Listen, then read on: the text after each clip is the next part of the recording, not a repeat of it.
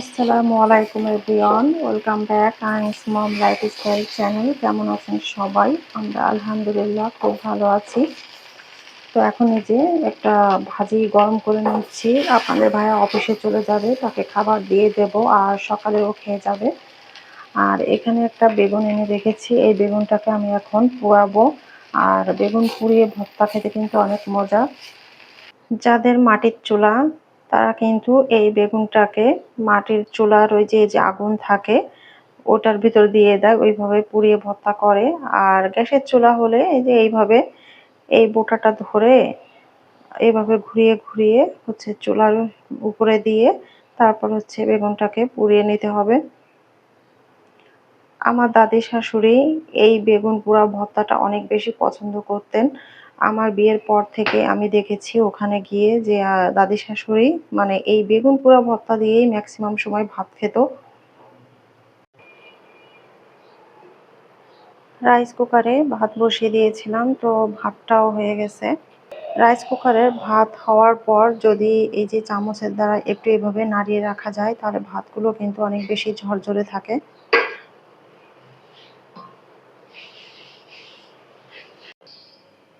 আয়ান বাবা ঘুম থেকে উঠেই মোবাইল নিয়ে বসে পড়েছে। বাবা, বাবা তাকান আমার দিকে। বাবা তাকাবে না, এখন সে মোবাইলে ব্যস্ত। তো এই যে বেগুনটাকে পুড়িয়ে বেগুনের যে উপরে খোসা থাকে সেটাকে আমি হচ্ছে ছাড়িয়ে নিয়েছি। আর এখানে হচ্ছে কাঁচা পেঁয়াজ তারপর মরিচ পুড়িয়ে সেটাকে আমি হাত দিয়ে ডলে নিয়েছি। আর হচ্ছে এখানে এখন আমি বেগুনটাকে মেখে নেব। সকালবেলা কিন্তু ভর্তা ভাত খেতে অনেক বেশি ভালো লাগে। গরম গরম ভাতের সাথে আলু ভর্তা, বেগুন ভর্তা, আরও যে ভর্তা হবে বেশ মজা হয়।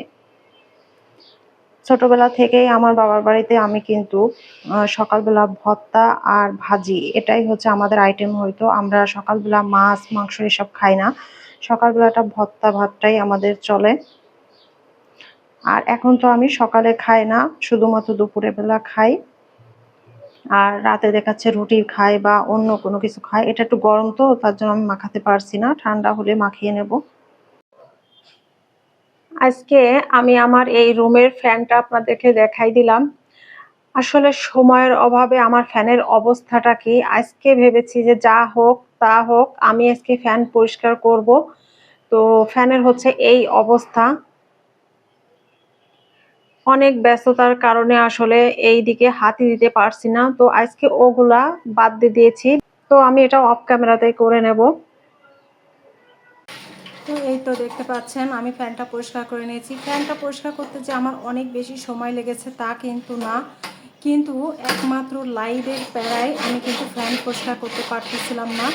তো যাই হোক আজকে করে নিয়েছি, আমি অনেক বেশি হ্যাপি। আর আপনাদেরকেও দেখিয়ে দিলাম ফ্যান পরিষ্কার করার আগে কি অবস্থা ছিল, আর করার পরে দেখেন একদম মনে হচ্ছে নতুন ঝকঝকে তকতকে।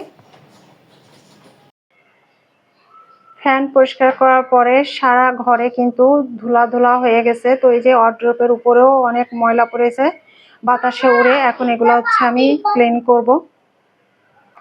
ঢাকা শহরে ধুলার কোনো অভাব নেই। প্রতিদিন যদি ফার্নিচার মুছেও থাকেন তারপরও দেখবেন যে মনে হবে যে আমি মুছি না, প্রচুর পরিমাণে ধুলা।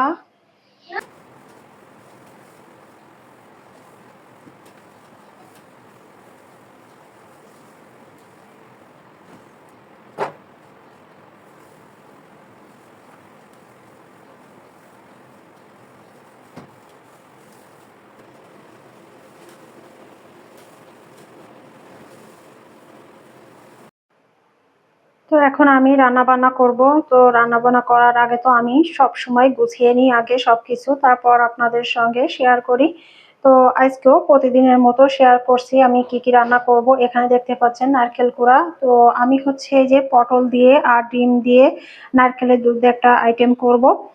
আর এখানে তো উচ্ছে আলু কেটে রেখেছি, এটাকে ভাজি করব। পেঁয়াজ রসুন কাঁচামরিচ সবকিছু রেডি করে নিয়েছি।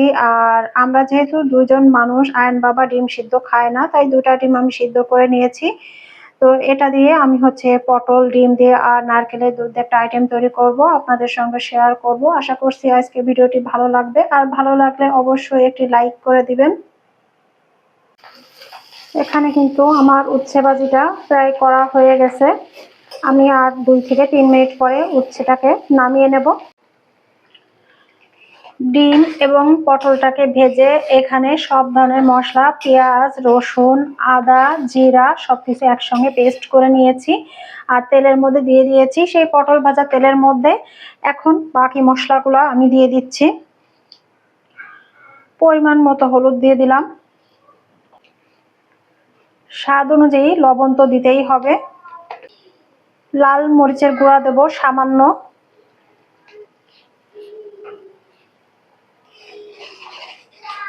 এখন আমি 2 টুকরা ছোট ছোট 2 টুকরা দারুচিনি আর হচ্ছে 3 থেকে 4টা লবঙ্গ দিয়ে দিচ্ছি।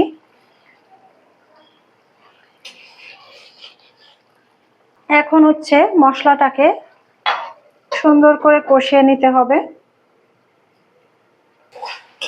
রান্নাটা টেস্টি করতে হলে অবশ্যই ধৈর্য ধারণ করে মশলাটাকে সুন্দর করে কষিয়ে নিতে হবে, কারণ মশলার উপরেই কিন্তু নির্ভর করে আপনি যে রান্নাটা করতেছেন সেটা কতটা স্বাদ হবে।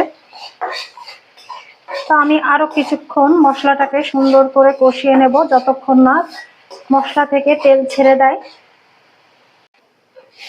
তো মশলাটা আমি কিন্তু সুন্দর করে কষিয়ে নিয়েছি। আর এই যে দেখতে পাচ্ছেন আমি কিন্তু নারকেলের একটা ঘন দুধ তৈরি করে নিয়েছি ব্লেন্ডারে করে। আর এখন আমি নর্মাল কোনো পানি ব্যবহার করব না এই রান্নার ক্ষেত্রে, এই নারকেলের দুধটা দিয়ে দিচ্ছি।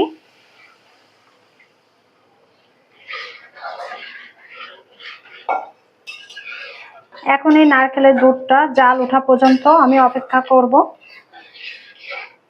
এটা কিন্তু খুবই মজার একটি রান্না, আর নারকেলের দুধ দিয়ে রান্না করা যে কোনো আইটেমই আমি অনেক বেশি পছন্দ করি। আর এই পটলটাকে এইভাবে রান্না করলে আমার কিন্তু অনেক বেশি মজা লাগে। তো ঝোলে জাল উঠে গেলে আমি যে পটল এবং ডিমটা ভেজে রেখেছিলাম তো সেগুলো দিয়ে দিয়েছিলাম। আর এখন তো দেখতেই পাচ্ছেন ঝোলটা অনেকটাই টেনে গেছে, এবং আমি এখন এই যে গরম মশলা পাউডার দিয়ে দিচ্ছি সামান্য। এখানে গরম মশলা পাউডার না দিলেও হয়, কিন্তু আমি সামান্য পাউডার দিয়ে দিলাম যাতে করে স্মেলটা ভালো আসে আর খেতে আরো বেশি টেস্টি হয়।